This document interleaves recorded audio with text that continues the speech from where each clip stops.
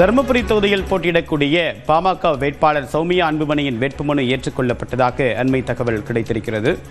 வேட்புமனுக்கள் தாக்கல் நேற்று மாலை 3 மணியுடன் நிறைவடைந்த நிலையில் தற்போது வேட்புமனுக்கள் மீதான பரிசீலனை நடைபெற்று வருகிறது. விவரங்களோடு நம்முடைய சிறப்பு செய்தியாளர் கோகுல், விவரம் என்ன?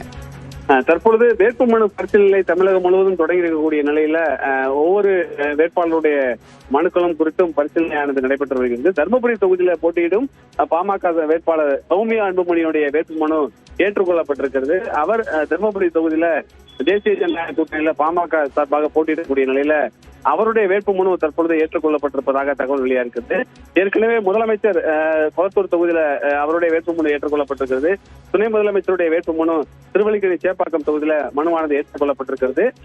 அதே போல வில்லிவாக்கம் தொகுதியில போட்டியிடக்கூடிய தாவேகாவுடைய வேட்பாளராக இருக்கக்கூடிய ஆதவ அர்ஜுனுடைய வேட்புமனுல சில அப்டேஷன் இருப்பதால் ஏற்கனவே நாம் சொன்னது போல சொத்து விவரங்கள், வழக்கு விவரங்கள் குறித்த ஆவணங்களை எல்லாம் உரிய முறையில தாக்கல் செய்ய வேண்டும்.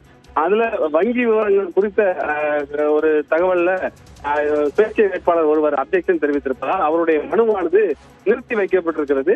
சில மனுக்களை ஆய்வு செய்யும் போது தேர்தல் நடத்தும் அலுவலரை தாண்டி தேர்தல் பார்வையாளர்களுடைய கவனத்துக்கு அது கொண்டு செல்லப்படும். தேர்தல் பார்வையாளர்கள் அந்த மனுவை பரிசீலனை செய்வார்கள்.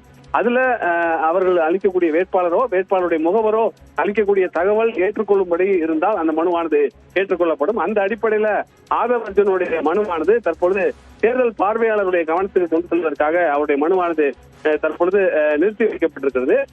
அடுத்ததாக பெரம்பூர் தொகுதியில போட்டியிடக்கூடிய தமிழக வெற்றி கழக தலைவர் விஜயுடைய மனு மீது ஒரு எதிர்பார்ப்பு இருக்கிறது. அந்த மனுவின் தாக்கல் செய்யும் போது சில குளறுபடிகள் இருந்ததாக சொல்லப்பட்டது. அதாவது அவர் 2 தொகுதியில போட்டியிடக்கூடிய நிலையில திருச்சி கிழக்கு தொகுதியில தாக்கல் செய்த மனுக்கும் பெரம்பூர் தொகுதியில் தாக்கல் செய்த மனுவிலையும் சில முரண்பாடான கருத்துக்கள் இருந்ததாகவும் வழக்கு விவரங்கள் குறித்து அதுல சில ஆவணங்களை கொடுக்கவில்லை என்ற தகவல் முதல்ல சொல்லப்பட்டது. 6ஆம் தேதிக்குள் அந்த விவரங்களை சமர்ப்பிக்கலாம் என்ற அடிப்படையில்